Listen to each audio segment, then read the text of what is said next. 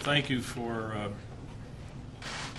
coming to this press conference, which I had planned yesterday to report that we have 400 AR-15 assault rifles that I'm going to issue to all my patrol deputies.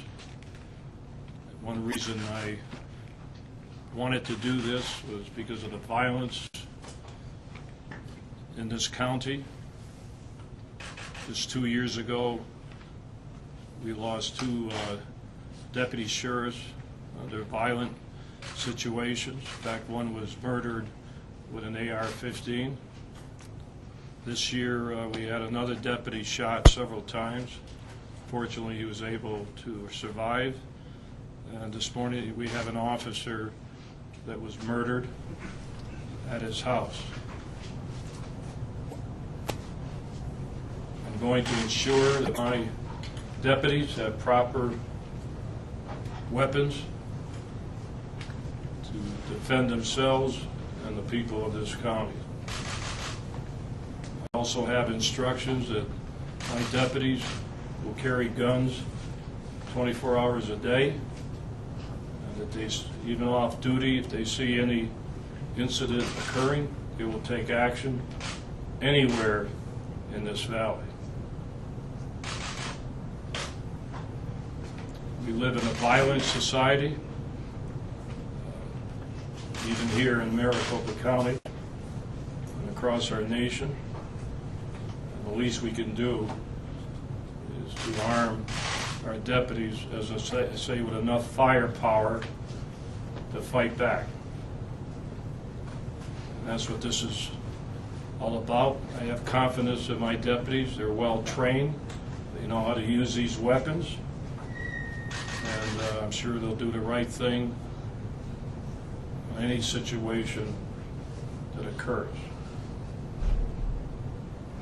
We have 400. We can take them all out of the crates. This is just a sample of what every deputy is going to receive. The money used to purchase the equipment is from what we call our RICO fund, where we seize money from dope peddlers and human smugglers. Those violators are paying for these weapons. As far as what happened to our officer this morning, which is very sad, the police department, Phoenix, is investigating this incident, assisted by our office. The police chief of Phoenix, Chief Garcia, called me this morning to let me know everything will be done by his department to try to catch the killer. According to a witness, the suspect was Hispanic, wearing a white shirt.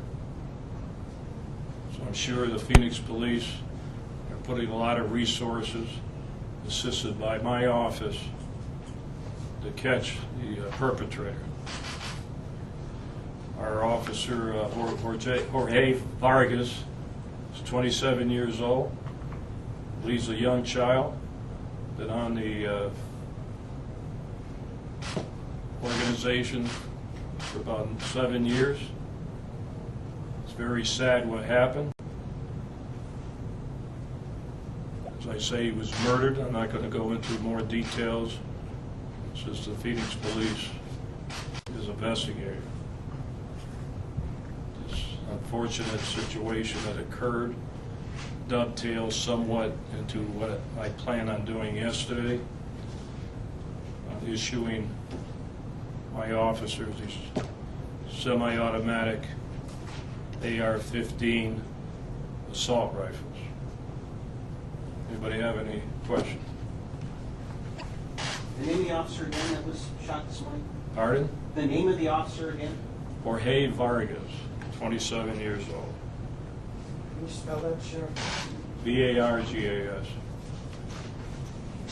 J-O-R-G-E, Jorge, the first name. You explained, what was his specific job with the department? He was an officer working in our jail system. He was in our uniform, working the last assignment has been working in our food factory. Sheriff, do we believe he was targeted? Pardon? Do we believe he was targeted? I can't hear you. I got this. Was he targeted? Was he targeted? No. We're taking any motive looking at it, and that's something that we're going to have to determine. The Phoenix Police, with our help, will determine. Right now, the main mission is to find this guy, get him in jail. Was he wearing his uniform at the time?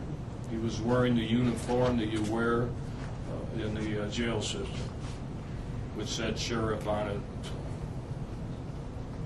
Sheriff, did he in this role or previous roles have contact with inmates that might have led to some sort Yeah, of... he's been working in the jail for over 7 years, or he's an 8-year veteran, working in all the jails, all the different jails we have. It's not an easy job working in the jail system.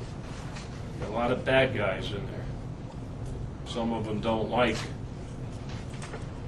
my office or the sheriff. I can go on and on, but I'm not saying that that's the reason for this murder.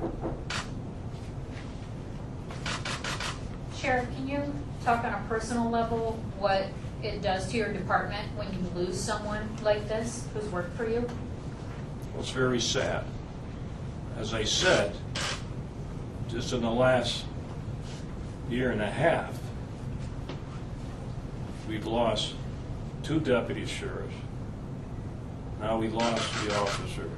And we had one that, just by chance or God's will, survived his shooting in January. So what is this, a war on the sheriff's office? I'm not going to get into threats or a lot of other things that's occurring.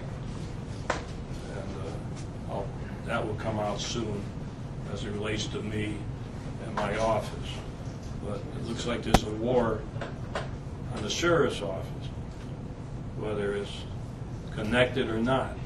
When you go after one person, you're going after the whole organization.